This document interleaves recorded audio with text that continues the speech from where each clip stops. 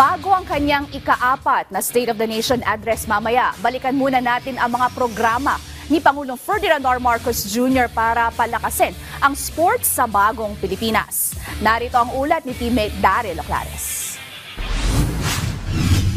Sa ilalim ng halos 3 taong administrasyon ni Pangulong Ferdinand R. Marcos Jr., kabilang ang sports sa mga nabigyan ng prioridad sa kanyang patuloy na pagtataguyod ng bagong Pilipinas. Isa sa mga naging pangunahing hakbang ng Pangulo ang kanyang pag-aproba sa 5-year development plan ng Philippine Sports Commission noong 2023. Layo nito na mas palakasin ang sports development mula sa grassroots hanggang elite level, gayon din ang patuloy na pagpapagawa ng mga pasilidad tulad na lamang sa Rizal Memorial Sports Complex, Philippine Sports Training Center sa Bataan at ang National Academy of Sports sa New Clark City.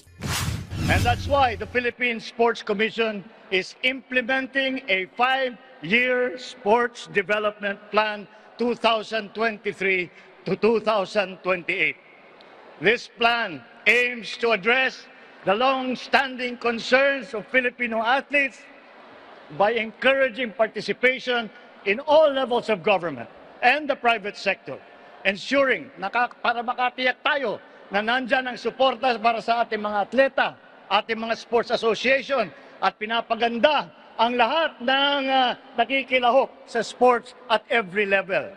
Pagsapit naman ng 2024, hindi rin matatawaran ang suporta ni PBBM sa mga atletang lumaban sa Paris Olympics. Matatanda ang isang send-off ang inihandog ng Pangulo para sa Team Pilipinas sa Intramuros, Maynila noong Hunyo ng nakaraang taon.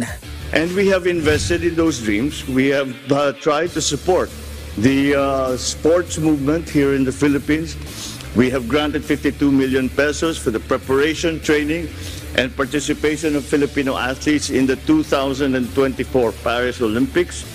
For this year alone, over 1.1 billion pesos in sports through the PSC has funded the aspirations and future of Filipino athletes. Naging makasaysayan ang kampanya ng Pilipinas sa Paris dahil nakapag-uwi ng 2 gold medal ang gymnast na si Carlos Yulo, habang tig-1 bronze medal naman ang mga boxers na sina Nesty Petesio at Ira Villegas. Dahil sa tagumpay na ito ng ating mga Olympians, nakatanggap sila ng Heroes Welcome mula sa palasyo. Bukod dito, nakatanggap ng insentibo si Yulo na nagkakahalaga ng 40 million pesos at Presidential Medal of Merit, habang tig 4 million pesos naman para kina Petesio at Villegas. Hindi rin nakalimutan ng Pangulo ang iba pang Olympians na ginawaran naman ng 1 milyong pisong gantimpala, samantalang 500,000 pesos naman para sa mga coaches. Alam ko na iniisip ninyo, gymnastics, boxing, di ba, sa pole vault, yan yung iniisip lang ninyo yung event ninyo. Pero yung performance ninyo, may malaking kahulugan yan. It means a lot. May malaking kahulugan yan para sa amin dito na nanonood sa inyo, na sumisigaw at nagsusuporta sa inyo. And that's why it was for me to, I think we should recognize not only the athletes, although they are, of course, deserving of recognition, but also all the support group. Over the years, hindi nangyari ito dahil nung last year nag-decide ka mag-sport. Matagal-tagal ito.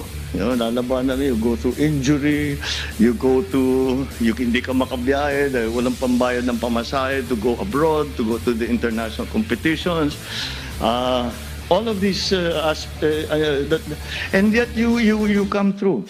And yet you have shown the spirit of the Filipino, the determination of a Filipino, and the excellence of the Filipino spirit. And that's what you have shown for us today.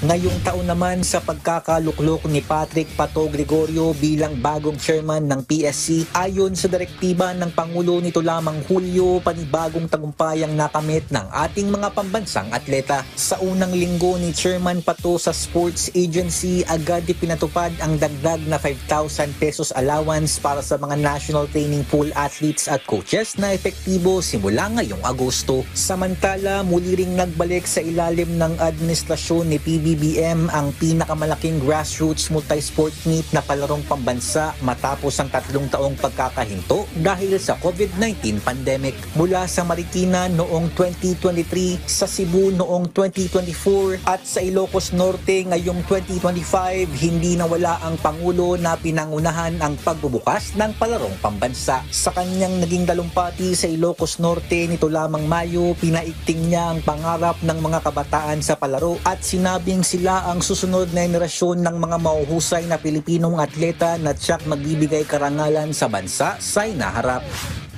Ngayong araw, dito sa palarong pambansa, kayo naman ang kasali.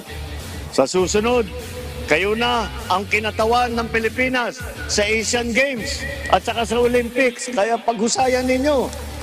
Sa mga susunod pang taon, asahan ang patuloy na suporta ni PBBM sa palakasan kaya antabayanan sa kanyang ika-4 na State of the Nation Address ngayong Lunes kung ano pa ang kanyang mga magandang plano para sa Philippine sports. Daryl Oclares para sa Atletang Pilipino para sa Bagong Pilipinas.